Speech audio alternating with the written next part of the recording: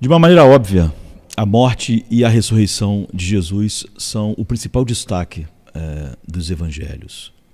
Mas os evangelhos não se atêm a meramente descrever os eventos que cercaram a morte e a ressurreição de Cristo, né? Eles também se aplicam a explicar o sentido daqueles eventos. E como parte disso, os livros bíblicos abordam direta e indiretamente o propósito da expiação de Cristo. E é óbvio que em toda a Escritura poucos vão falar tanto a respeito disso como os evangelhos, né? Então os evangelhos sinóticos e o livro de João sempre estão falando para nós, não só contando a morte e a ressurreição, mas como explicando o que estava sendo feito naqueles eventos. Então, antes de determinar por quem Cristo morreu, é necessário estabelecer o objetivo principal da morte de Cristo. E fazer isso dá um ponto de partida para a gente avaliar outros propósitos e benefícios da morte de Cristo, como é ensinada para a gente na Bíblia. De acordo com os evangelhos sinóticos e o livro de João, o objetivo principal da morte de Cristo é a manifestação definitiva da glória de Deus. Esse é o propósito. A glória de Deus é o propósito final, né, e central. Então o Filho glorifica o Pai realizando a obra ou seja, o plano eterno do Pai, e o que é salvar eficazmente aqueles que o Pai deu a ele na eternidade. Então, os evangelhos eles enfatizam reiteradamente que tudo o que Cristo faz visa a glória do Pai. Por exemplo, em João 1,14, diz que um dos resultados da encarnação é que vejamos sua glória, a glória do unigênito do Pai, cheio de graça e de verdade. E ao se referir a Êxodo 33, 34, João afirma que a mesma glória exibida a Moisés é agora visível no Verbo encarnado de maneira definitiva. E apenas poucos versos depois, João explica mais, né, que o mesmo Verbo, agora na carne, né, o Verbo se fez carne, o Verbo se fez conhecido. O verbo grego usado aqui, né, significa prover informação detalhada de uma maneira sistemática, informar, relatar, contar plenamente. Então, o ponto importante que João está formulando é que, como verbo que se fez carne, Jesus Cristo é a mais plena revelação de Deus como tal. E João pretende que nós, né, os leitores, a gente veja que tudo o que Jesus diz e faz é uma manifestação da glória de Deus. Então, não surpreende quando os sinais miraculosos de Jesus são entendidos como uma exibição, como parte, não é? Como uma exibição de parte dessa glória. Então, após Jesus, por exemplo, converter a água em vinho durante as bodas de Caná, que é o primeiro milagre, não é, de Cristo, João explica como com este milagre, né, ali de transformar a água em vinho, deu Jesus o princípio a seus sinais em Caná da Galileia e manifestou a sua glória, e os seus discípulos creram nele. João 2,11.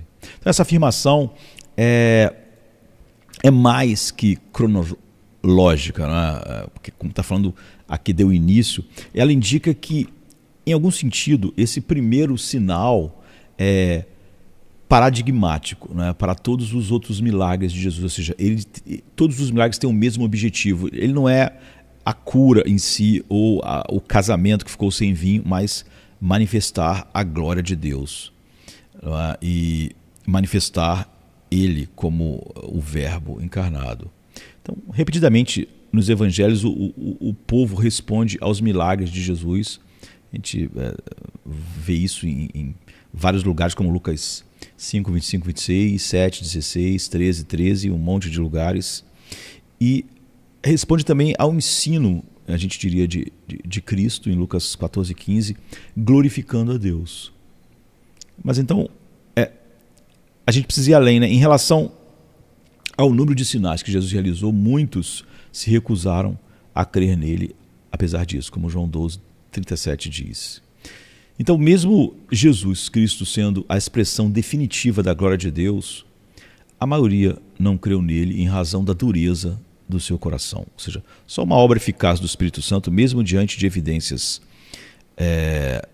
não como agora, não é você crer, como Pedro diz, não o vendo, no entanto, creram, e não o vendo agora, no entanto, o amam com alegria indizível e cheia de glória.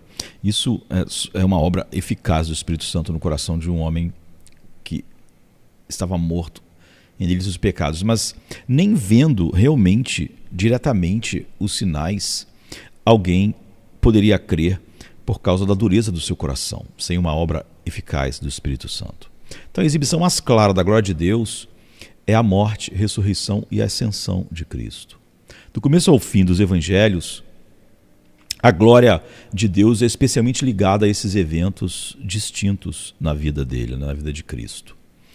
Por exemplo, a transfiguração é apresentada como uma visão prévia da glória de Jesus, né? Da glória que Jesus terá uma vez que seu êxodo se cumpra em Jerusalém, como está em Lucas 9, a partir do 28. Então, em seu evangelho, João usa o verbo glorificar, não é, como uma forma concisa para a morte e a ressurreição de Jesus. Por exemplo, em João 7, 39, em João 12, 16, como ele iria glorificar o Pai. Não é? E dois textos claros se destacam entre esses muitos. Em João 12, em resposta a alguns gregos que procuravam ver Jesus, Jesus responde: vem a hora em que o Filho do Homem será glorificado. Ele está falando da sua morte. Não é? João 12, 23. E o contexto deixa claro que Jesus tem em vista a morte e a ressurreição. Então, primeiro, a analogia do trigo caindo na terra, morrendo e produzindo fruto, retrata a sua morte e ressurreição. Verso 12, 24. E depois, no 12, 28, Jesus pede ao Pai: Pai, glorifica o teu nome. E o Pai responde a essa oração: eu o glorifiquei e ainda o glorificarei. Vários versos depois, Jesus responde: eu, quando for levantado da terra, atrairei todos a mim. No versículo 32. E João explica que Jesus disse isso para mostrar que tipo de morte estava para morrer, no verso seguinte. E em João 13, 31, Jesus faz uma conexão similar entre a vinda da hora e Deus sendo glorificado. Né? Então, assim que Judas o trai, Jesus diz aos seus discípulos restantes, não é? Os 11 que ficaram: agora o Filho do Homem é glorificado e Deus é glorificado nele. Se Deus é glorificado nele, Deus também o glorifica nele e o glorifica imediatamente. Então, ao dispensar o traidor, Jesus ele põe em movimento a cadeia de eventos que levarão à expressão máxima da glória de Deus: sua morte sacrificial e ressurreição triunfante. Assim, o último sinal que exibe a glória de Deus é a morte, a ressurreição e a ascensão de Cristo. A Bíblia, as Escrituras fazem mais do que simplesmente apresentar, a morte de Jesus como glorificação do Pai. Ela põe sua morte dentro da estrutura maior do Filho glorificando o Pai, realizando a obra que o Pai o encarregou antes de assumir definitivamente a carne. Então, o Filho concorda em manifestar a glória do Pai, redimindo o povo que o Pai deu a ele.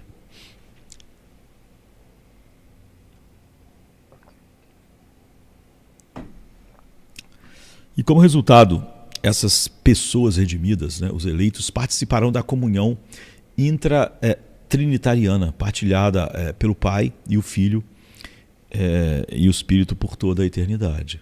Então, diversas passagens em João descrevem esse acordo, essa aliança, né? Mas três são particularmente importantes. A primeira está no discurso famoso, né, do pão da vida, João 6, de 22 até 58, em que Jesus ele explica a obra de que o Pai o encarregou. Depois de identificar-se como o pão da vida, ou se identificar como o pão da vida, Jesus começa a fazer algumas afirmações. Ele diz: todo aquele que o Pai me dá, esse virá a mim. E o que vem a mim, de modo nenhum o lançarei fora. Porque eu nasci do céu não para fazer a minha própria vontade, sim a vontade daquele que me enviou. E a vontade dele, né, do Pai, daquele que me enviou, é essa, que nenhum eu perca de todos os que ele me deu. Pelo contrário, eu o ressuscitarei no último dia. E ele continua com afirmações bem firmes e definidas e inconfundíveis, né? Ninguém pode vir a mim se o Pai que me enviou não o trouxer, e eu o ressuscitarei no último dia. Então, várias vezes nessa sessão, Jesus enfatiza que ele desceu do céu para realizar a vontade do Pai. A partir dessa passagem, o plano estabelecido pelo Pai e o Filho pode ser resumido dessa forma. Primeiro, o Pai dá ao Filho um grupo de pessoas. Em segundo lugar, o Filho desce do céu para fazer a vontade do Pai. Em terceiro lugar, a vontade do Pai é que o Filho não perca nenhum deles, mas que os ressuscite no último dia. Em quarto lugar, essas pessoas vão ao Filho olhando para ele e crendo nele, pela obra eficaz do Espírito Santo. Em quinto lugar, o Filho lhes dá a vida eterna. Em sexto lugar, o Filho os ressuscitará no último dia. Em sétimo lugar, ninguém pode ir ao Filho a menos que o Pai que enviou o Filho os traga. Assim, é a eleição que o Pai fez de um grupo específico que define quem vai ao Filho e é ressuscitado no último dia. Essa progressão prejudica seriamente a discussão de que o decreto da eleição é logicamente posterior ao da expiação, em que também de fato pertence à elaboração da aplicação da salvação. Ou seja, a expiação é geral, aqui alguns querem afirmar para negar ao claro ensino, não é, de que a expiação é feita na cruz para aqueles que o Pai deu ao Filho. Até porque se ela fosse feita por todos, então todos teriam suas dívidas pagas. E como Deus não pode cobrar uma dívida duas vezes e ser justo, então você só ficaria com a opção do universalismo. Não é? Então, ou seja, a expiação é geral, é o que as pessoas dizem. E sua aplicação é que é particular. Mas, segundo João, né, aqui em João 6, o Pai não planeja enviar o Filho para salvar todo o mundo.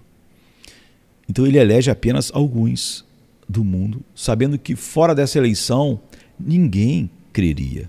Não porque seria impedido, mas porque o homem morto em delitos e pecados, ele odeia a luz. Ele ama o pecado e odeia a santidade. A luz vê o mundo e a condenação é essa, que o mundo amou as trevas e não a luz. Então tal declaração pressupõe que a redenção limita a eleição. Em outras palavras, a generosidade geral de Deus para com toda a humanidade finalmente conduz à expiação, e a eleição só se faz necessária porque sem ela ninguém creria. Mas João 6 indica que o Pai dá ao Filho um grupo específico de pessoas em favor de quem, a seguir, ele morre, a fim de dar a eles a vida eterna. Então, o particularismo acompanha o planejamento eterno e a elaboração da expiação, não apenas a sua aplicação.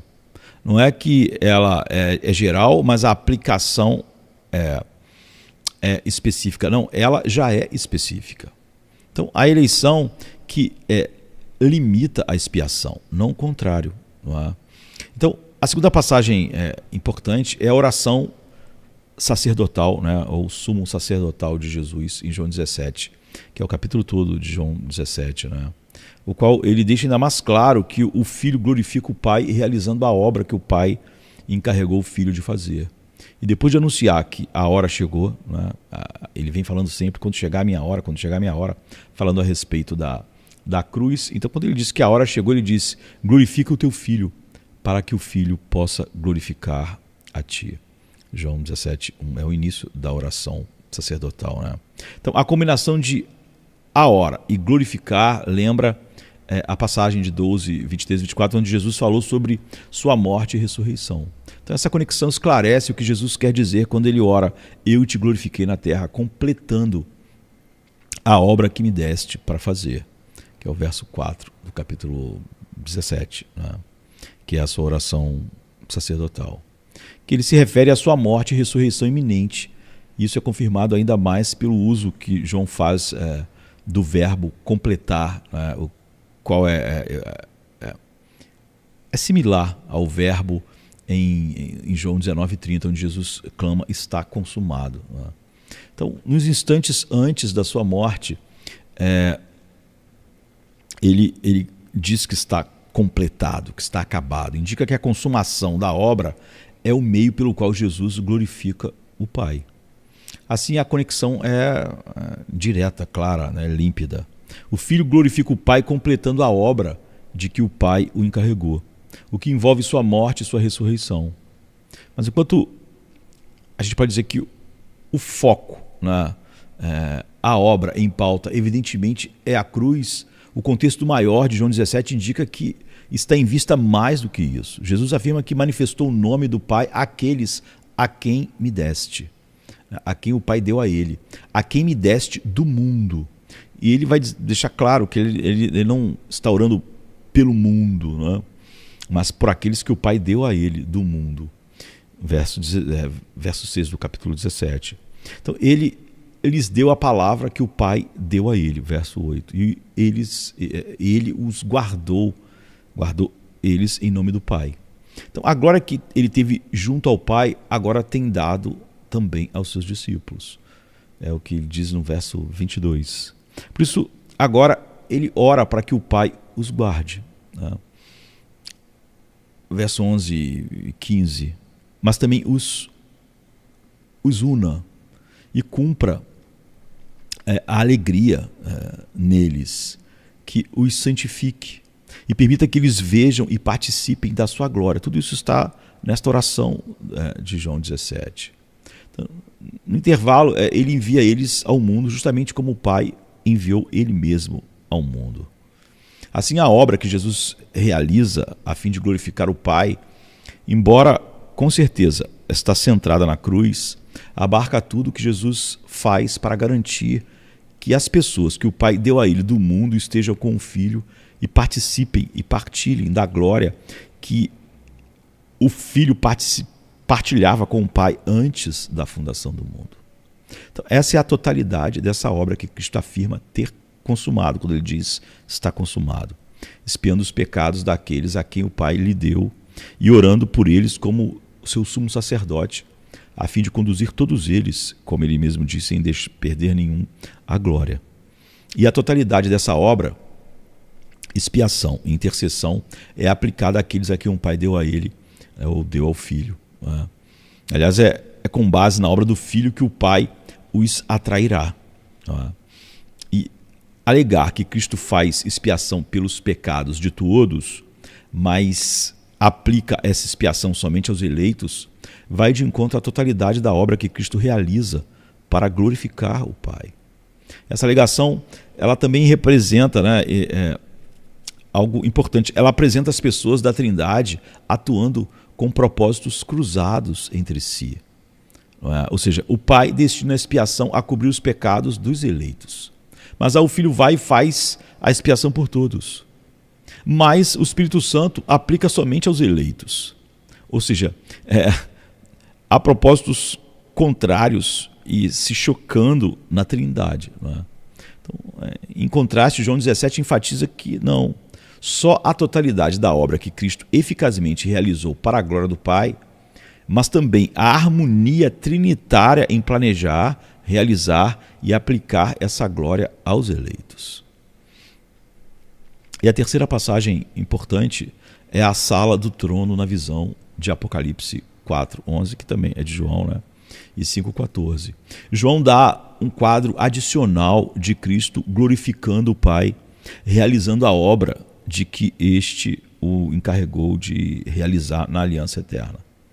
Então, a Bíblia diz como o leão da tribo de Judá, né, o 5:5, e o cordeiro em pé como se fora morto, ou seja, ele tem as cicatrizes da morte, né?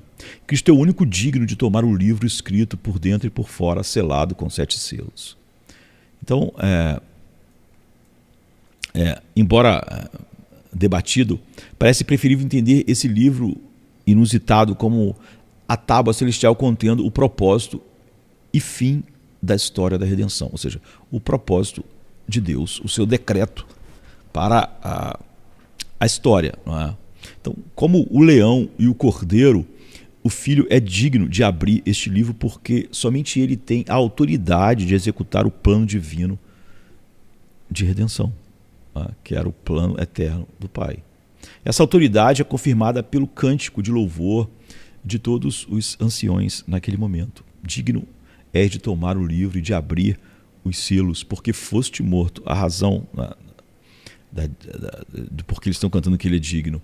E com o teu sangue compraste para Deus os que procedem de toda tribo, língua, nação. E para nosso Deus os constituíste reino e sacerdotes, e eles reinarão sobre a terra. Apocalipse 5, 9 e 10. Então, 2 fatores desse cântico dos anciões são dignos de nós atentarmos. Primeiro, a morte sacrificial de Cristo é o foco do que o Cordeiro fez para consumar o plano eterno de Deus, ou os decretos de Deus, ou o plano redentor de Deus, como tal. E ele é o meio pelo qual o Filho traz a glória do Pai. A segunda coisa é que sua morte resgatou pessoas que Deus, em outras palavras, a salvação deles foi primeiramente a promoção de seus próprios propósitos de Deus, sendo o principal propósito que pela morte de Cristo, ele agora é digno de participar da única glória e louvor que pertence exclusivamente a Deus. Isso é inicialmente percebido quando as miríades de anjos no texto, né, e toda a criação junto, no capítulo 5 aqui de Apocalipse, se unem para atribuir dignidade ao Cordeiro que foi morto, mas que aguarda a consumação para seu cumprimento final. Desse texto emerge um hermético esquema, não é, do plano redentor de Deus. Primeiro, o Pai determina exibir sua glória, não é? E vai fazer isso através de mostrar a glória da sua graça, na sua sabedoria infinita, aquilo que mais manifestaria a sua glória. Em segundo lugar, o Filho executa o plano, dando sua vida em resgate de pessoas para o Pai, não todas as pessoas, mas pessoas de cada tribo e língua e povo e nação. Em terceiro lugar, o Filho faz dessas pessoas resgatadas um reino e sacerdotes para Deus, que reina sobre a terra. Em quarto lugar, o resultado é que toda a criação enaltece a glória do Pai e do Filho. Esse é o alvo, o propósito, o rumo ao qual Deus está dirigindo toda a história da redenção. Por isso ele decretou a história da redenção. Então, uma vez mais, é óbvio que o Filho glorifica o Pai, concretizando a obra que o Pai encarregou a ele. Vários textos em João, como João 10, 18, 12, 49, 50, 14, a partir do 30, esses textos eles testificam o acordo redentor entre o Pai e o Filho, ou a aliança eterna. Mas os textos considerados previamente são suficientes para mostrar não só que tal aliança existe, mas que também é um quadro geral pelo qual a encarnação, vida, ministério, morte, ressurreição e a ascensão devem ser entendidas, sem o que essas coisas não podem ser entendidas verdadeiramente. Então, o objetivo último dessa aliança era exibir a glória do Pai a toda a criação, de modo que ele fosse adorado da maneira mais completa e que manifesta a glória dele da maneira mais completa a toda a criação. Então, o Filho executa esse plano redimindo aqueles a quem o Pai deu a ele através de sua vida, morte, ressurreição e ascensão. Deu a ele para que, através dessas coisas, todas as coisas fossem feitas para aquele fim, aquele propósito final. Então, porque o Filho realiza toda a obra que o Pai o enviou para fazer, sem falhar em absolutamente nada, seu povo será um com o Pai e o Filho, vendo a glória que eles partilhavam antes da fundação do mundo. Como resultado, ambos, o Pai e o Filho, recebem incessante louvor no céu agora, já nesse instante, em antecipação ao dia em que toda a criação vai reconhecer a glória de Deus exibida na redenção do seu povo, habitando em um universo transformado. Então, quando entendida contra esse plano de fundo, se torna claro que a exibição da glória de Deus depende de que o Filho realize eficazmente tudo que for necessário para a redenção do seu povo, ou seja, cada um daqueles que o Pai deu ao Filho. Jesus afirma com toda a clareza: e eu, quando for levantado da terra, atrairei todos a mim mesmo. João 12:32. Então, a construção prótase, apódose, mostra que há um elo necessário entre o evento da redenção e a sua aplicação. Então, quando chega a redenção, é dito, não nos encontramos numa esfera do fugaz ou do condicional.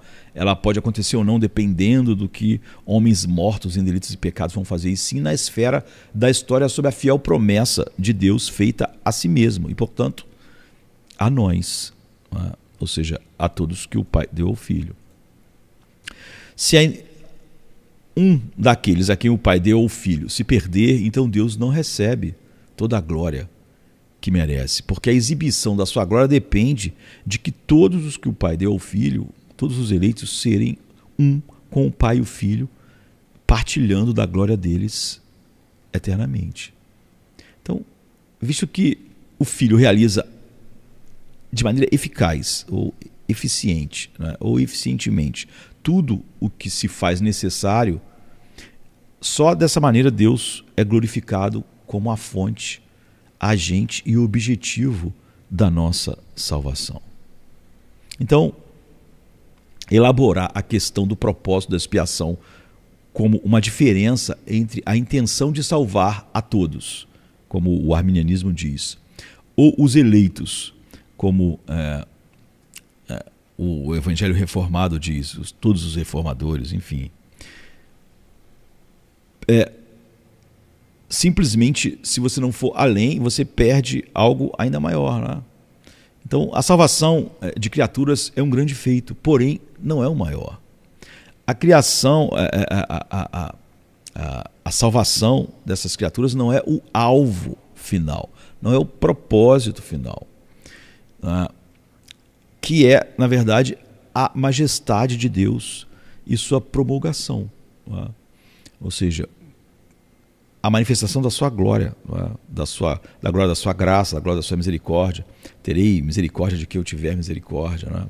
Isso diante de todos que merecem apenas a sua condenação. Então a salvação ocorre como parte da autoexposição divina. Seu objetivo principal é a reiteração da majestade de Deus e a glorificação dele por todas as criaturas.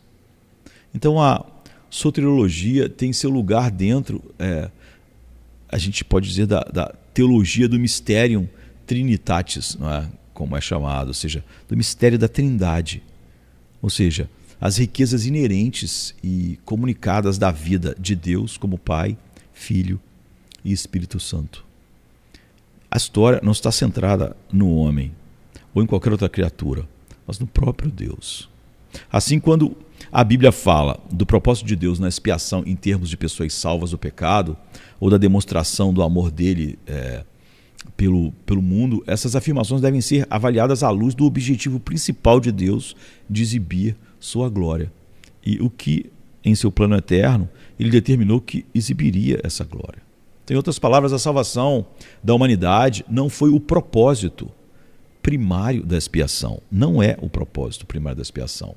Mas antes é apenas um meio pelo qual o objetivo último de glorificar o Pai vai ou foi alcançado. Por isso Jesus disse que estava terminado. Então, quando a gente olha para outros evangelhos, já que a gente ficou aqui em João, Mateus indica desde o início do seu evangelho que a obra de Jesus é em prol do seu povo.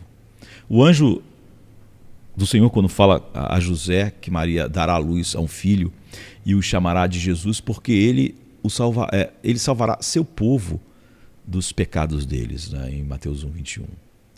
Então, mais que simplesmente explicar a etimologia do nome de Jesus, o anúncio do anjo indica que a salvação que Jesus vai realizar é especificamente para o seu povo. Então, o recado de Mateus faz ou destaca a identidade do seu povo, frequentemente com resultados surpreendentes, né? Duas passagens em particular são cruciais para determinar o referente, né, do seu povo.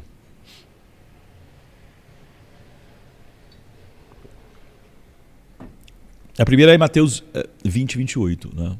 Um pouco antes da entrada triunfal de Jesus em Jerusalém, ou a entrada final, né? Jesus responde à solicitação de Tiago e de João pelos lugares de honra no reino messiânico, em Mateus 20, a partir do 20.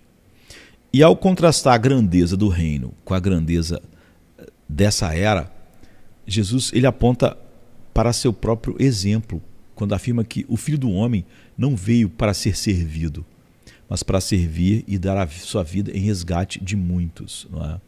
Então, embora seja possível tomar muitos como sinônimo de todos, não é? Há razões para ver uma referência mais estreita, não é? Primeiro, é bem provável que Jesus ecoe a linguagem de Isaías, em Isaías 52:13 até o 53:12, um texto bem conhecido, em que o servo morre em favor dos muitos. Então, dentro daquela passagem, os muitos, né, ali em Isaías, se referem àqueles a quem a obra salvífica do servo realmente é aplicada, incluindo não só os judeus, mas também as muitas nações, como está no capítulo 22:15. Então, segundo a linguagem de resgate, indica o pagamento de um preço específico, que é a vida de Jesus, pela libertação de um povo específico, né, que são esses muitos. Então, sua vida é dada em troca dos muitos, não de todos, sem exceção. Que é óbvio, se fosse paga, então todos estariam comprados, né, e a redenção teria sido feita por todos, né? Então, a segunda passagem é Mateus 26:28. Durante a última ceia, Jesus oferece a seus discípulos o cálice e ele explica o que o cálice significa. Ele diz: isto é o meu sangue, né? Esse é o sangue da aliança que é derramado por muitos para o perdão de pecados. Então, assim como a aspersão de sangue selou um povo particular na antiga aliança, Êxodo 24, de 1-8, aqui também a inauguração da nova aliança requer que Jesus derrame seu sangue por um povo específico. Esse povo particular é os muitos por quem Jesus dá a vida em resgate deles. E eles vão ser efetivamente resgatados. Mateus 26:28. Então, a combinação de muitos e perdão de pecados, aqui nesse texto, forja um elo de volta ao anúncio do anjo, né, em 1:21, de que Jesus salvará o seu povo de seus pecados. E, além do mais, essa combinação traz outra vez a obra do servo sofredor de Isaías 53. Então, o seu povo, em Mateus 1:21, que ele salvaria o seu povo do pecado, fica ainda mais claro pelos muitos, em Mateus 20:28 e 26:28, por quem Jesus morre para perdoar seus pecados. Como o cumprimento da esperança do Antigo Testamento, Jesus sela a nova aliança com o resgate de um povo particular de sua servidão ao pecado através da sua morte e ressurreição.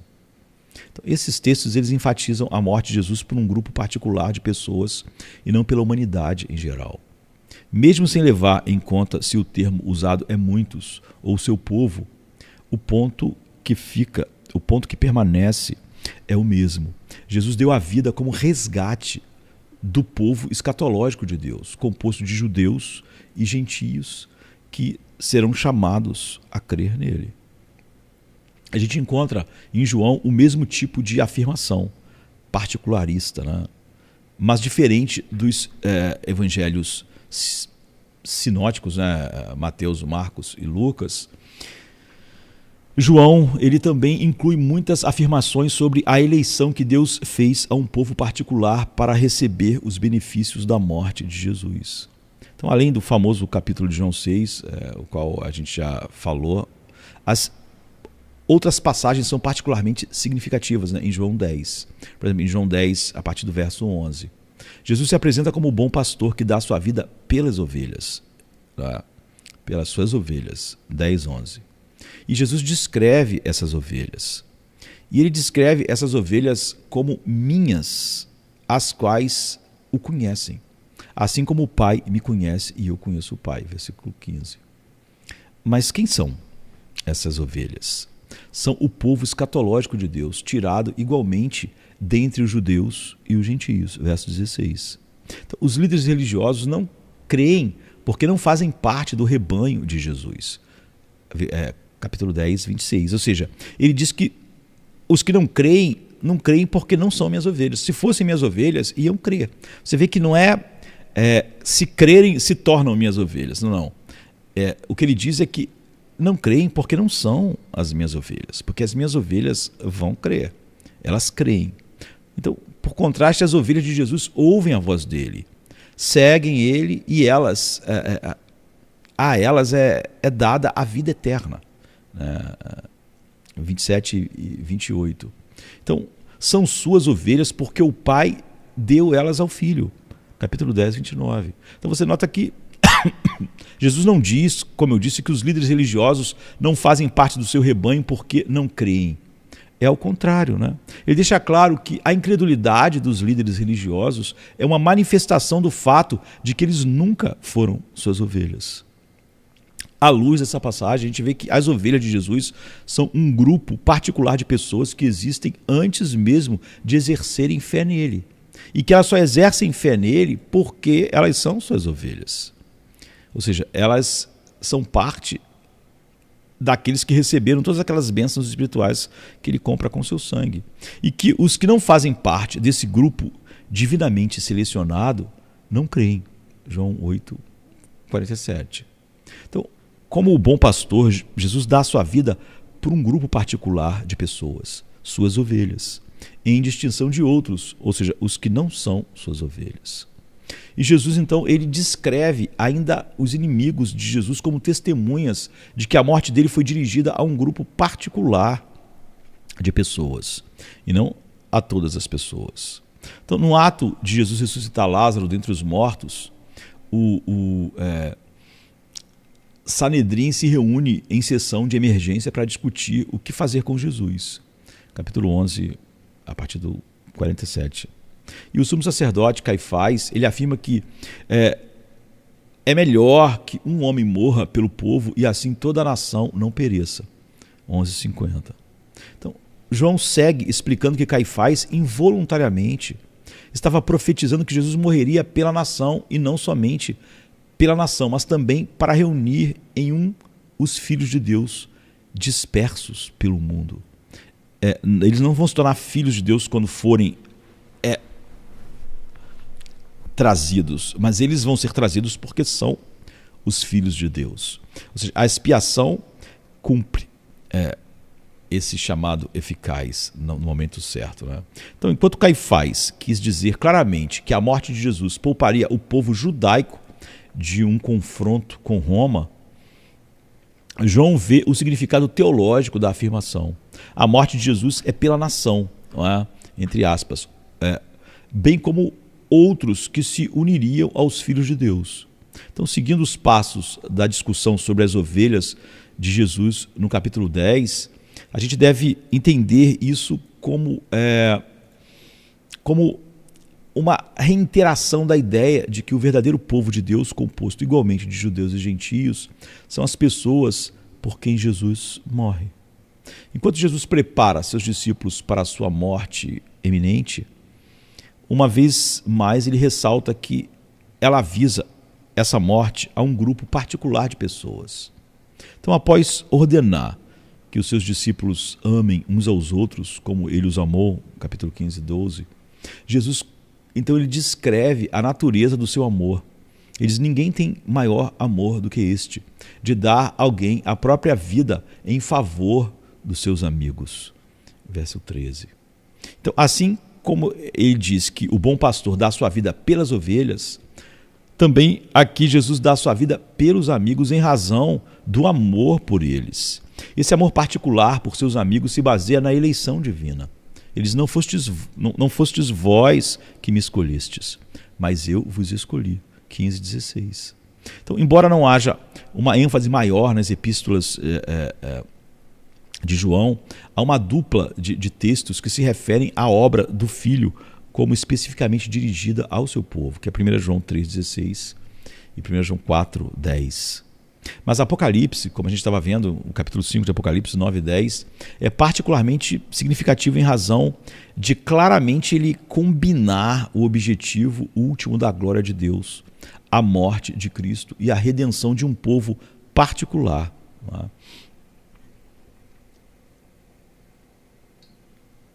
Deixa eu ver meu tempo aqui.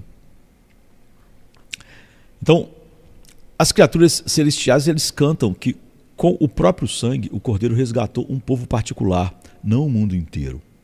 São comprados, né, de cada tribo e língua e povo e nação. Não é comprada cada tribo e língua e povo e nação, mas um povo de cada tribo, língua, povo e nação. O texto não diz que Cristo resgatou toda a tribo e língua e povo e nação, mas ao contrário, dentre cada tribo e língua e povo e nação. Então, essa não é uma redenção de todas as pessoas sem exceção, mas de todos sem distinção. Ou seja, elas não estão sendo salvas por cada raça, da tribo, da língua e da nação, mas da soberana escolha do Pai. Não é? Então, quando a gente vê o texto, por exemplo, 14, 3 e 4, há alusão a Êxodo 19, por exemplo, Êxodo 19, 5. Deixa claro que essas pessoas em particular, elas são feitas um reino e sacerdotes para Deus. Então, esses vários textos, extraídos primeiramente dos escritos de João e também fluindo, né, por textos dos evangelhos sinóticos, né, que são Mateus, Marcos, Lucas e João, pode ser que alguém... Mateus, Marcos e Lucas, pode ser que alguém não saiba, né? A gente fica falando assim, evangelhos sinóticos, demonstram que quando Jesus viveu, morreu, ressuscitou e ascendeu e intercedeu, ele fez isso por um grupo particular de pessoas. E esse grupo é mencionado variadamente como seu povo, a igreja, os muitos, suas ovelhas, os filhos de Deus e seus amigos. Não é? Na sua oração sacerdotal, em João 17, ele diz: não rogo pelo mundo, mas por aqueles que me deste do mundo. Então são aqueles a quem o Pai deu ao Filho antes da fundação do mundo, antes que ele viesse à Terra, e a quem o Pai agora atrai, de modo que eles venham eficazmente ao Filho. É por isso que Jesus diz que ninguém pode vir a mim se o Pai que me enviou não o trouxer, através do chamado eficaz do Espírito, que então lhes concede vida eterna. E é porque não estão mais mortos, mas têm a vida eterna, seus olhos são abertos, como Paulo diz. O mundo todo está cego para a glória de Deus, no evangelho da glória de Deus na face de Cristo, mas Deus diz, o Deus que diz que das trevas resplandecesse a luz é quem resplandecer em nossos corações para a contemplação dessa glória. Enquanto o mundo está cego e o Deus desse mundo os cega ainda mais. Então, são atraídos de cada tribo e língua e povo e nação, e eles constituem as ovelhas pelas quais o bom pastor deu a vida. E a participação do amor e da glória intratrinitários, né, que era o propósito de Deus para a manifestação da glória infinita de Deus por toda a eternidade. Então, lado a lado com esses vários textos que a gente viu hoje, né, a gente quer voltar a esse assunto algumas vezes, há outros que enfatizam o escopo universal, a gente podia dizer assim, da obra de Cristo, o que parece meio universalista, né, entre aspas. enfatizando que aqueles a que o Pai deu ao Filho não são limitados a um só grupo étnico particular, mas, ao contrário, são atraídos de toda a humanidade. Nesse sentido, é que são homens que vão estar realmente espalhados por toda a humanidade, sem distinção por nada que seja... nada os tenha distinguido, nem qual é a sua tribo, língua, nação, cultura, grau de educação, enfim, todas as coisas, a não ser a vontade soberana do Pai. Né? E nos evangelhos sinóticos e no livro de Atos, diversos textos nos quais a oferta de perdão através do evangelho é feita a todos, por exemplo, Mateus 11, 28, 24, 14, Atos 1, 8. Os defensores de uma expiação universal reivindicam que esses textos excluem a expiação definida. Né? Por exemplo, há quem diga assim: como pode Deus autorizar os seus servos que ofereçam perdão aos não eleitos se Cristo não o comprou para eles? Então, os defensores da expiação limitada, ele diz, atribuem o problema a Deus, que dizem, lhes disse em sua palavra que Cristo morreu somente pelos eleitos e que devem oferecer salvação a todos. Eles o honram crendo docilmente, sem qualquer tentativa de conciliar essas coisas. Então essa é uma acusação feita ao claro ensino da expiação limitada ou definida para os eleitos. Então, que o evangelho deve ser pregado a todos indiscriminadamente é claro e inegável. Entretanto, esses textos nada têm a dizer diretamente sobre a extensão da expiação. Quando o texto fala diretamente sobre o assunto, ele é bem claro, como a gente viu em João. Então, simplesmente, esses textos enfatizam a necessidade de se pregar o evangelho a qualquer um e a todos que ouvirem. Não é? Até porque não é revelado a nenhum de nós quem são os eleitos de Deus. Paulo diz que o evangelho será cheiro de morte para os que são os que ouvem, não é? E não creem, mas para outros será cheiro de vida. Paulo diz que o evangelho é um escândalo para os judeus e loucura para os gregos, mas para os que são chamados é o poder de Deus. Só nos que são chamados. É óbvio que esses chamados não é a pregação, porque ele é um escândalo para os judeus e uma loucura para os gregos. Então eles não estão sendo chamados no sentido que Paulo está dizendo, mas para os que são chamados não é nem loucura nem escândalo, mas é o poder de Deus. Então não há contradição bíblica ou contradição lógica em dizer que Cristo morreu por um grupo particular de pessoas, enquanto ao mesmo tempo afirmar que essas boas notícias devem ser pregadas a todas as pessoas sem distinção. Não é?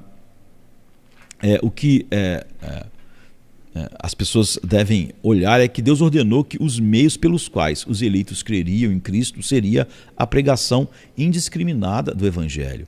Não somos nós que devemos identificar os eleitos, mas quando Deus chama eficazmente alguém, é óbvio que aí sim os eleitos foram manifestados. Não é? Então Romanos 8, 29 a 30, Romanos 10, de 14 a 17, vão falar a respeito disso. Então, visto que ninguém, senão Deus, conhece quem são os eleitos antes de sua conversão, não é? E o evangelho é pregado a todos sem distinção, na confiança de que as ovelhas de Jesus, como ele prometeu, ouvirão a sua voz e vão crer. João 10, 27. Então, além do mais, em muitos desses textos, há indicação no contexto de que a ênfase está na oferta do evangelho a todos, sem levar em conta etnias. E esse é claramente o destaque, por exemplo, em Mateus 24, 14 e Mateus 28, a partir do 18, onde a frase "a todas as nações" é usada de maneira explícita. Né? E o mesmo é verdade em Lucas 2, 30, em Atos 1, 8. Nesses textos, o ponto que o texto está fazendo é que o evangelho não deve limitar-se ao povo judaico, porque até então tudo que eles tinham aprendido é que aquilo era restrito a Israel, e essa era uma barreira muito difícil de ser quebrada, né? Mas deve ser proclamado a todos os povos da terra. De maneira adicional, Mateus 11, 28, né, e seu contexto assim, próximo, eles entrelaçam particularmente a oferta indiscriminada do Evangelho. Um pouco antes de convidar a todos os que estavam cansados a irem a ele, todos os que estão cansados e sobrecarregados, né? 11:28, Jesus diz: todas as coisas me foram entregues por meu Pai, e ninguém conhece o Filho senão o Pai, e ninguém conhece o Pai senão o Filho, e aquele a quem o Filho quiser revelar. 11:27. Então é evidente que essa revelação não é dada a todos à luz do versículo 25, onde Jesus louva o Pai diante da incredulidade de muitos que não creram. Ele louva o Pai por haver ocultado essas coisas aos sábios e entendidos e as ter revelado aos pequeninos. Então, particularismo e universalismo são realidades complementares, não contraditórias, não é? O fato de ter que pregar o Evangelho a todos, não é, de maneira nenhuma é contraditório com o fato de que essa é a maneira pela qual Deus chamará eficazmente os eleitos. Então, ao argumentar que a extensão da expiação é universal, frequentemente as pessoas, ou quem faz isso, isso faz apelo à literatura ou ao livro de João. Não é? Isso é compreensível quando há um número de textos que enfatizam o escopo universal da obra redentora de Deus através de Cristo. No entanto, quando entendidos dentro do contexto maior dos escritos de João, esses textos são realmente entendidos como uma ênfase de que a expiação se estende para além dos judeus e inclui pessoas de todas as tribos, línguas e nações. Então, o uso da palavra cosmos, não é? Que é traduzida como mundo, no livro de João, é fundamental nessa discussão. Não é? E das 186 vezes que essa palavra ocorre no Novo Testamento, 105 são da pena de João. Como se espera, cosmo é usada de várias e diferentes maneiras e somente o contexto pode determinar qual sentido ela tem num versículo particular. Eu quero fazer depois uma série de meditações apenas em um verso da Bíblia, que é muito distorcido, não é? Ao se basear em inferências e não no que o texto está ensinando, que é João 3,16. Mas uma maneira comum de categorizar os usos é dividir esses usos nas ocorrências entre as nuances positivas, neutras ou negativas. Mas essa abordagem só tem valor limitado. Não é? Por quê? Em primeiro lugar, não há ocorrências positivas sem ambiguidades. Em segundo lugar, mesmo quando uma ocorrência possa ser classificada como neutra, com muita frequência há ocorrências mais estritas. Não é? Então, embora uma das passagens compreendidas preserve uma ênfase neutra, a vasta maioria é decididamente negativa. Então, o mundo, ou frequentemente este mundo, por exemplo, em João 8:23, 9:39, 11:9, ou 18:36, não é o universo, mas a ordem criada, especialmente dos seres humanos e das atividades humanas, em rebelião contra o seu Criador. Por exemplo, a gente pode ver isso em João 1:10, 7:7, 14:17, mais um monte de outras passagens, porque João realmente usa várias vezes. Então, para a gente ter uma organização nesses poucos minutos que nós ainda temos, a gente pode visualizar 3 diferentes categorias do uso de cosmo da pena, na pena de João. Né? Mas ao fazer isso, nós devemos lembrar que alguns exemplos poderiam se adequar a mais que uma só categoria. E como resultado nós devemos nos precaver de não as ver como mutuamente exclusivas. Né? Então a primeira categoria se encontra onde cosmos se refere ao mundo como o palco da obra redentora de Deus por meio de Cristo. E a gente vê isso introduzido como a verdadeira luz que veio ao mundo. Né? João 1:9 e 10 e João 9:5. Ele é aquele a quem o Pai santificou e enviou ao mundo. João 10:36. E como sua Páscoa final se aproximava, né? Sabendo Jesus que era chegada a sua hora de partir deste mundo para o Pai, tendo amado os seus que estavam no mundo, 13:1 e 16:28, você vê que a maneira com que a palavra mundo está sendo usada. Então, diversos outros textos poderiam ser catalogados, mas o ponto que é importante ser fixado e é suficiente e suficientemente claro: o mundo é o palco onde Deus realiza seus propósitos redentores em Cristo e por meio dele. Todavia, a gente tem que notar que mesmo nessas passagens onde cosmo parece ter um sentido neutro, as nuances negativas nunca são completamente ausentes. Por exemplo, mesmo o sentido aparentemente neutro de cosmo em João 1:9-10 introduz uma rejeição que a palavra experimenta. Como resultado, quando João diz do cosmo que não conhece o Filho de Deus, que não conhece a Deus, que não crê, o mundo que o odeia, em algum sentido o cosmo está sendo personificado como o grande oponente do Redentor na história da salvação. Então, cosmo expresso dessa forma, ele vai se colocar como o poder opositor da revelação. A soma de todos e de tudo o que se põe, o que põe a sua face de forma inflexível, dura, contra a revelação de Deus. Em consequência, se torna objeto e é objeto do juízo. Já a segunda categoria é mais pertinente ao que a gente estava falando até aqui, né, o nosso tema. Então, em João, frequentemente, cosmo é usado para enfatizar o escopo da obra redentora de Deus.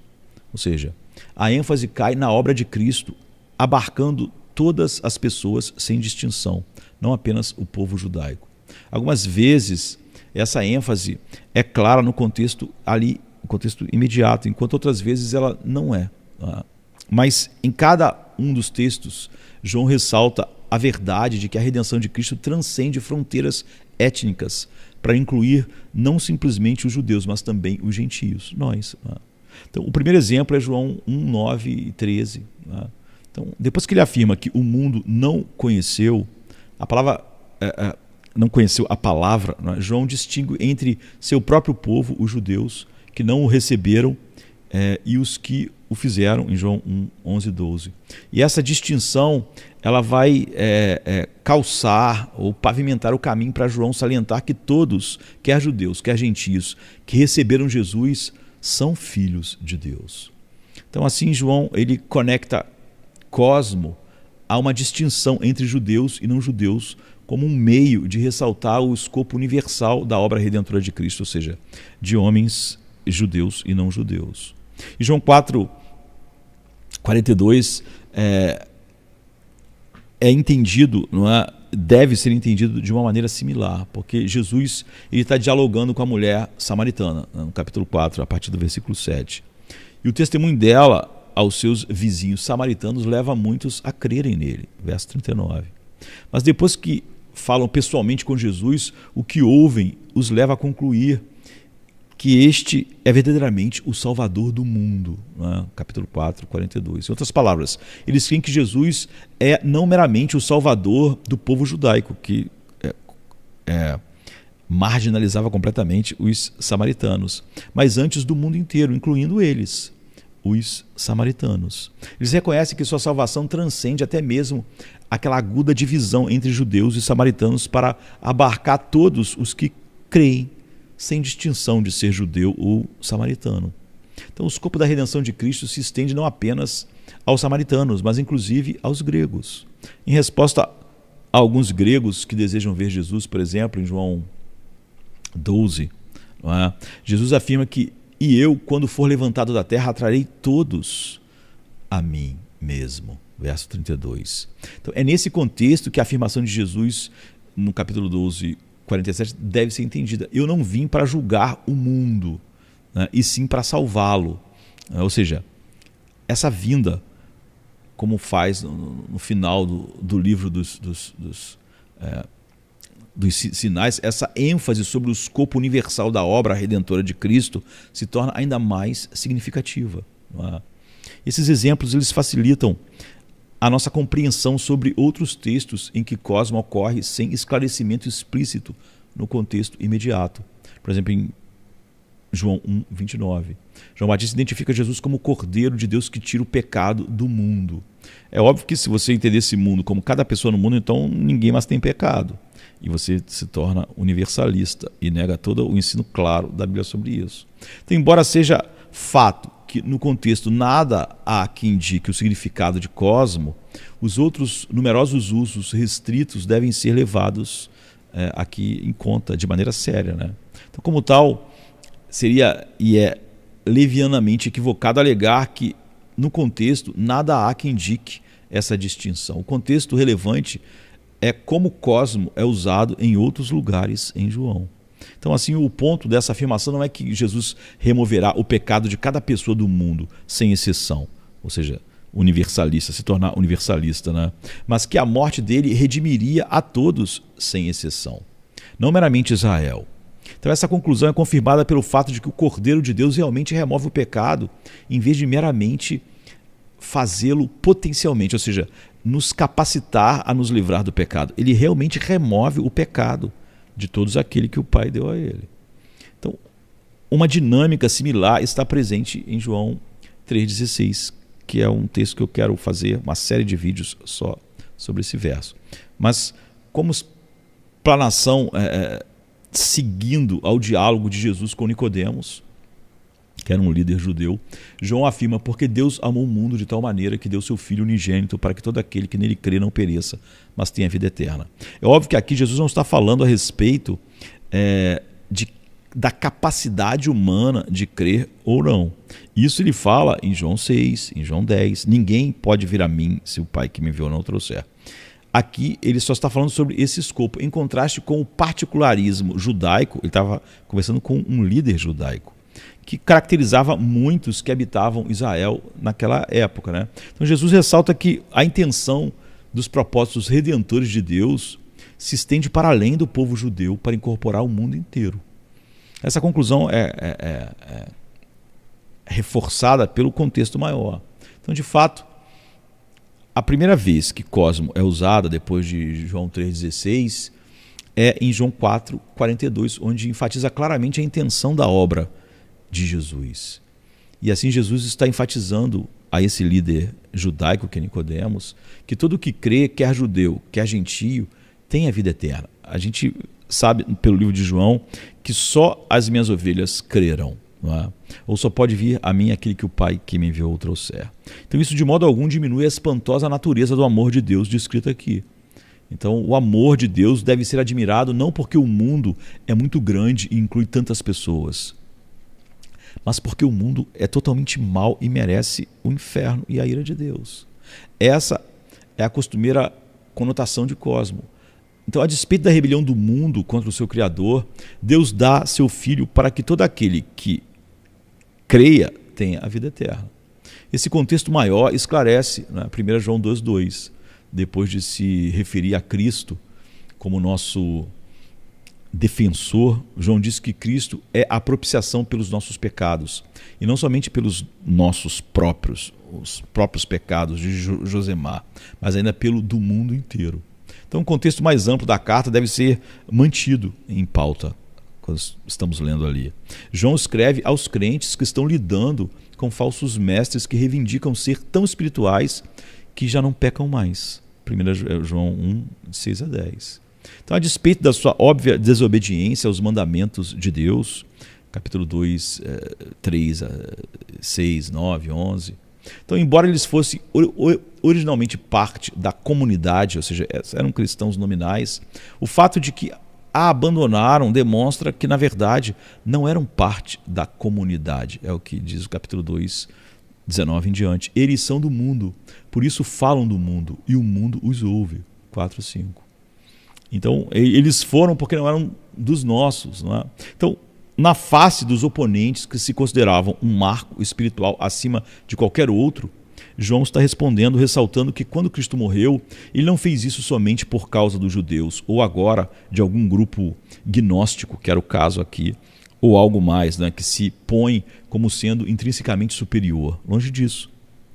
Ele fez isso não só por causa de nossos pecados, mas também pelos pecados do mundo inteiro, de homens de todas as línguas, tribos, nações. Não é a qualificação deles.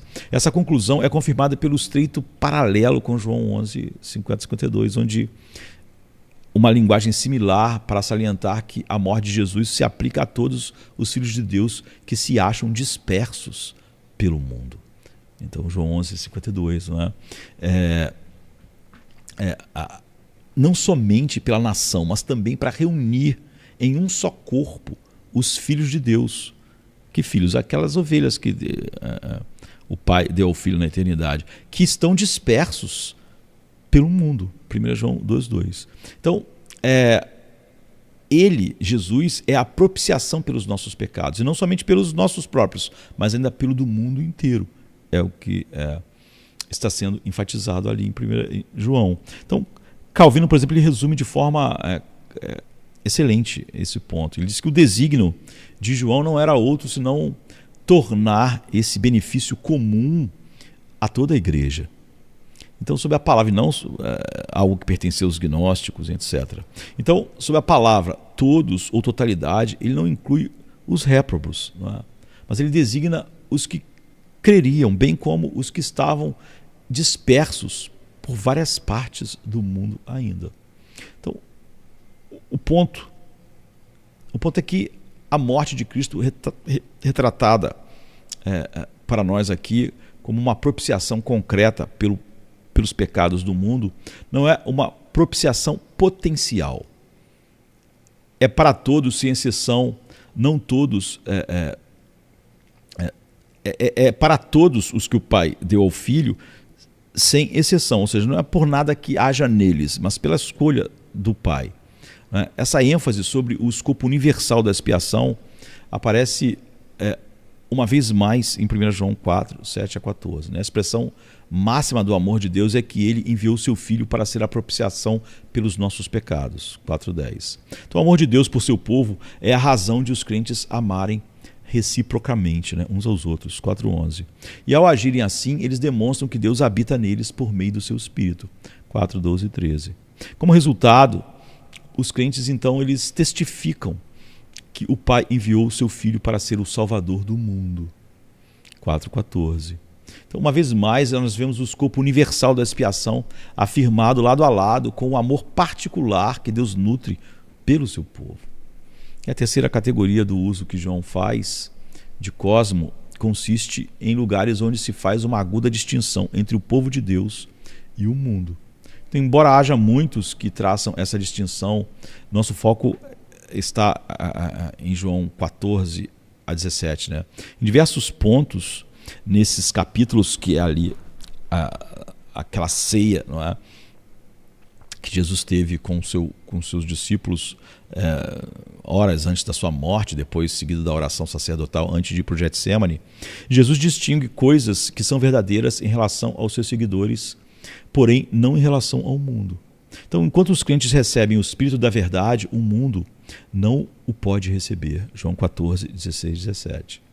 Logo o mundo não mais verá Jesus, mas os discípulos o verão. O mundo, ou seja, é óbvio que é o mundo fora os eleitos, né? Porque se fosse o mundo, todo mundo, então ninguém ia ver, nem os discípulos. Né? 14, 18 a 24. Eles devem esperar ódio da parte do mundo, porque eles não são do mundo, mas antes foram escolhidos do mundo. 15, 18 e 19. Então, embora os discípulos chorem quando Jesus morre, e o mundo se alegrará. Capítulo 16, 20. Esse contraste é mais evidente ainda em João 17. Porque depois de descrever o que ele fez por aqueles a quem o Pai deu a ele, João 17, 6 e 8, Jesus disse: é por eles que eu oro. Não oro pelo mundo, mas por aqueles que me deste, porque são teus. João 17, 9. Então, porque Jesus não mais estará no mundo fisicamente como ele estava, mas seu povo ainda estará nele, um com ele agora, não é? espiritualmente, ele roga ao Pai que os guarde. 17, a partir do 10. Então, o mundo odiará os seus porque eles não são do mundo, assim como Jesus não é deste mundo. 14 a 16. Mas da mesma forma que Jesus foi separado e enviado ao mundo, assim também se dá com o seu povo. 17 a 19. Então Jesus continua rogando por aqueles que crerão através do testemunho dos seus discípulos, para que sua unidade demonstre ao mundo que o Pai enviou o Filho. 20 a 23. Então, enquanto o mundo não conhece o Pai, o Filho e seu povo o conhecem. 17 e 25, ou seja, só esses conhecem. Assim, todos esses textos, e a gente podia mencionar mais, 1 João 2, 15 e 17, 3, 1 e 13, enfim. Há uma aguda distinção entre aqueles a quem o Pai deu ao Filho e o mundo. Eles não são do mundo, como eu do mundo não sou. Então, ao orar explicitamente por seu povo e não pelo mundo, eu rogo por eles e não pelo mundo, em João 17, 9, Jesus deixa claro que sua obra redentora, incluindo encarnação, vida, ministério, morte, intercessão, como ele está fazendo na oração aqui, ressurreição e exaltação, é feita particularmente para seu povo, em contraste com o mundo. Eu não rogo pelo mundo. Então as ovelhas de Jesus experimentam os benesses de sua obra de uma maneira que o mundo nem perceberia, e não receberia. Aliás, não pode receber, é o que ele diz. Assim, à luz desse exame breve, do qual a gente vai voltar mais e mais profundamente, Cosmo é usado nos escritos de João simplesmente não se mostra como alguns defensores da expiação universal, que é uma heresia clara, fazem que o mundo significa mundo, como se fosse autoevidente que cosmos se refere a todos sem exceção, ou daqueles que pregam uma expiação apenas potencial, uma expiação que não faz nada, ou seja, não pode de maneira nenhuma glorificar a Deus, já que a glorificação de Deus é a eficácia de todo o propósito, o plano de Deus, sem que nenhuma das suas ovelhas se perca. Então, se refere muitas pessoas usam a palavra mundo e se referindo como algo autoevidente que se refere a todos sem exceção, em vez de todos sem distinção. Ou seja, não é nada no próprio homem que distingue ele a não ser a escolha de Deus. Quando os fariseus exclamam, vede que nada aproveitam, eis vai o mundo após ele. Está dizendo que o mundo inteiro está indo após Jesus, João 12, 19. Certamente não quer dizer que cada pessoa, sem exceção, foi atrás de Jesus, Ou quando Jesus diz ao sumo sacerdote, eu tenho falado francamente ao mundo, em João 18, 20, é a mesma palavra, Evidentemente, Jesus não quer dizer que ele falou a cada pessoa, sem exceção, ele nem saiu dali, da Palestina, estava lá todos os impérios, o Império Romano, e nunca ouviram Jesus. Como resultado, quando textos como João 1,29 falam de Jesus como o Cordeiro de Deus que tira o pecado do mundo, não é verdade que isso deve e só pode significar que Jesus fez a expiação possível para cada pessoa. Cada vez que a gente olha a Bíblia, a gente deve olhar com seriedade. Ela nunca pode negar as doutrinas claras estabelecidas. E só o contexto pode determinar o que, por exemplo, cosmo, essa palavra que é usada de tantas maneiras diferentes, significa. E não nenhum pressuposto a priori quando a gente vê a palavra. Então, essa reiterada insistência de que a morte de Cristo não é meramente para o povo judeu, mas se estende a todas as pessoas, sem distinção, ou seja, se ela é judeu ou se é gentia, é uma gloriosa verdade. Jesus não é meramente o Messias judaico, mas em última análise, ele é o Salvador do mundo, João 4, 42. Ele salva homens de todas as tribos, línguas e nações. Em razão disso, o Evangelho pode ser livre e indiscriminadamente pregado a todos na confiança de que aqueles a quem o Pai deu ao Filho são tomados dentre os judeus e os gentios igualmente, e que o Pai vai atrair eles a Cristo eficazmente. Então, quando o Pai enviou o Filho ao mundo, seu objetivo principal foi exibir a glória de Deus, a glória eterna de Deus. E em sua sabedoria, como eu disse, sua sabedoria infinita e perfeita, ele ia mostrar a glória da sua graça como aquilo que mais glorificaria ele por todos os séculos da eternidade. E o meio escolhido para glorificar o Pai foi a morte do Filho pelas pessoas a quem o Pai deu ao Filho antecipadamente, ou seja, na aliança eterna, na aliança entre o Pai, o Filho e o Espírito Santo na eternidade. Esses eleitos são tirados de toda a tribo e língua e povo para constituir o único povo de Deus. E o Filho de Deus intercede por seu povo, a fim de assegurar que de fato eles experimentassem tudo o que o Pai destina a eles. Eu não rogo pelo mundo, eu rogo por aqueles que me deste. Então essa conclusão não exclui as bênçãos não salvíficas que os não eleitos experimentam como resultado da morte de Cristo. Tampouco nega que Deus ama a sua criação apóstata ou invalida a genuína oferta do Evangelho a todas as nações. Deus, de outras formas, não com amor salvífico, ama a criação. Não é? Como o amor em nós mesmos é muito matizado. Não é? Quando eu digo assim, eu amo minha esposa e eu amo meus filhos, ninguém imagina que eu amo meus filhos com o mesmo amor que eu amo minha esposa, que é o amor de marido e mulher, de homem e mulher. E o amor que eu tenho pelos meus filhos é diferente. O amor que eu tenho pelos meus amigos é diferente. Né? O amor que eu tenho pelos meus cachorros, eu tenho muitos, tenho 11, é diferente. O amor que eu tenho pelos irmãos é diferente. Então, mesmo em mim, que não sou uma pessoa tão... uma pessoa pequena e comum, né? O amor, cada vez que a pessoa pensa no Josemar amando, ele deve entender que há diferentes formas com que esse amor está sendo dito. Não é? Quando eu falo que amo marmelada, eu não amo marmelada, mas que eu amo chocolate e café, ninguém imagina que eu amo chocolate e café como amo meus filhos, ou como amo a minha esposa, ou como amo a Deus. É óbvio que, apesar de nós estarmos usando a mesma palavra amor, estamos usando de maneiras diferentes. Então, quando Deus mostra a sua bondade por toda a criação, é uma manifestação de amor, mas não do amor salvífico. Não é? Então, simplesmente, quando nós estamos falando sobre o amor de Deus manifestado antes da fundação do mundo, aqueles que ele escolheu, é esse amor específico. Não é? Então,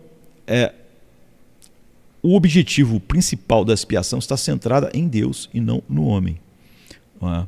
O Filho desceu do céu a fim de glorificar seu Pai, fazendo sua vontade, que era salvar aqueles a quem o Pai deu a ele. A única resposta apropriada de nossa parte é adorar uma realidade que é captada nessas palavras reveladas a nós, que são suficientes para entendermos o propósito de Deus, ainda que não possamos compreender finalmente ou de maneira final a mente de Deus. Não é? Então, a gente exalta a Deus pela glória da sua graça sendo manifestada, porque isso vai mostrar nos séculos vindouros essa glória de uma maneira tão profunda que nós vamos ver a glória que Cristo tinha com o Pai, a glória da Trindade, antes da fundação do mundo, e vamos participar dessa glória. E então ele ressurgiu vitorioso da luta ali, depois daqueles 3 dias, por aqueles que ele veio salvar. A morte dele realizou algo definitivo. E não depende de nada e nem de ninguém, né? Mas ele mesmo. É da vontade do meu Pai que eu não perca nenhum daqueles que ele me deu. Porque só a salvação de cada um dos que o Pai deu a ele, ou seja, a perfeita obra que o Pai incumbiu a ele, vai glorificar o Pai. Ou seja, vai cumprir o plano eterno de Deus. Então nós cantamos a glória, não é? Dele que morreu para oferecer a vida e vive para fazer com que cada um desses agora seja chamado, justificado, santificado e finalmente glorificado. Então que a gente possa olhar para essa... Você vê, essa doutrina não é uma doutrina que você possa depois dizer no fim, olha, mas isso não é essencial. Isso é a essência do Evangelho. Então nós estamos falando sobre a doutrina da expiação limitada, ou alguns preferem definida, e você não pode dizer que você pode crer diferente e ainda está crendo no Evangelho. Isso é o coração do Evangelho, é o plano eterno de Deus pelo qual Jesus veio ao mundo. Se você tira isso, você não tem mais o Evangelho. Amém. Vamos voltar a esse assunto. outras vezes ainda. Amém, queridos? Amém. É sexta-feira chega trazendo a noite seu manto. Jesus em súplicas, enquanto Pedro sucumbe ao encanto do sono. Judas, com seu beijo, selou o destino. Traição que esboça o pranto. No silêncio da noite, a esperança parece se esconder, mas o eco do domingo aos poucos começa a nascer.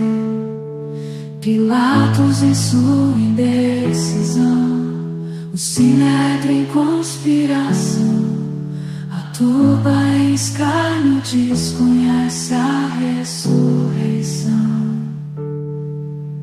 Discípulos fugitivos, corações partidos, Maria em lágrimas, Pedro nega, o galo canta anunciando amanhã que tarda. É sexta-feira,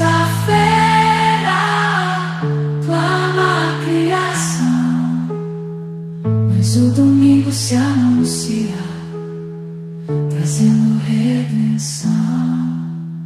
Nosso Salvador, sob o peso da cruz, caminha entre a multidão que zomba, sua santidade diminui. A coroa de espinhos, o sangue que escolhe marcas de amor infinito. É a sexta-feira, mas a esperança do domingo não está tão distante. Elevado na cruz, entre criminosos a dor se faz presente. O véu se rasga, a terra treme, o céu escurece, um silêncio envolvente.